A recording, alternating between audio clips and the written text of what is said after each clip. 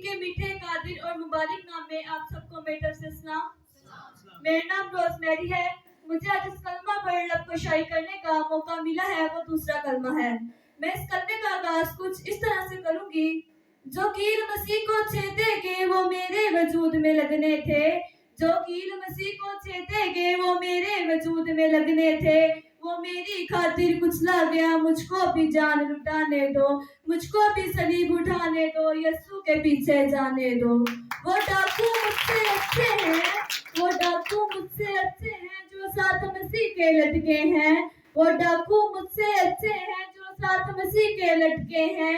میں اب بھی صلیب بھی دور کھڑا، مجھ کو اس کے پاس تو جانے دو، مجھ کو بھی صلیب اٹھانے دو، یسوع کے پاس جانے دو۔ مجھے آج اس کلمہ پر لب کشائی کرنے کا موقع ملا ہے، وہ دوسرا کلمہ ہے: تو آج ہی میرے ساتھ فردوس میں ہوگا۔ یہ جملہ بائبل مقدس لوکا کی انجیل اس کا 23 باب اس کی 43 آیت سے لیا گیا ہے۔ یہ یسوع مسیح نے مصلوبیت کے وقت اپنے ساتھ والے اس ڈاکو سے کہا تھا جس نے مسیح پر ایمان لایا اور اپنے گناہوں کا اعتراف کیا۔ میرے عزیزوں، اس جملے کے گہرے روحانی معنی ہیں جنہیں جاننے کے لیے ہمیں چند باتوں پر غور و فکر کرنے کی ضرورت ہے۔ آئیں دیکھتے ہیں۔ پوائنٹ نمبر 1، فوری نجات کا وعدہ۔ میرے عزیزوں، اس جملے میں لفظ آج ہی بہت اہمیت رکھتا ہے۔ یہ ظاہر کرتا ہے کہ ایک ایماندار آدمی کے لیے نجات کوئی دور کی چیز نہیں، بلکہ وفات کے فوراً بعد روح کا خدا کے ساتھ ہونا ہے۔ یہ اس ڈاکو کے لیے بڑی تسلی تھی کہ اس کی توبہ قبول ہو چکی۔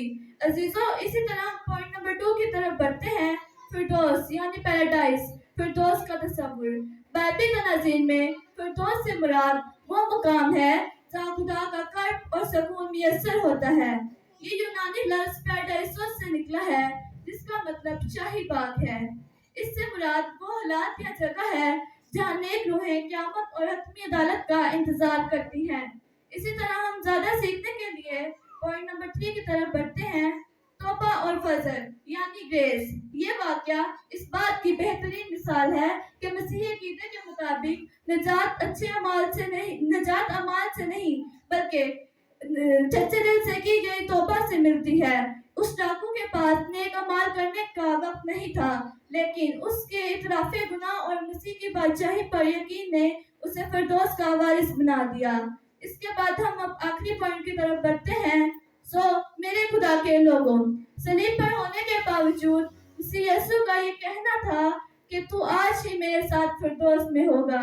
ان کا اس اختیار کو ظاہر کرنا ہے کہ وہ گناہ معاف کرنے اور کسی کو بھی جنت یا فردوس میں داخلے کی بشارت دینے کی قدرت رکھتے ہیں۔ آمین۔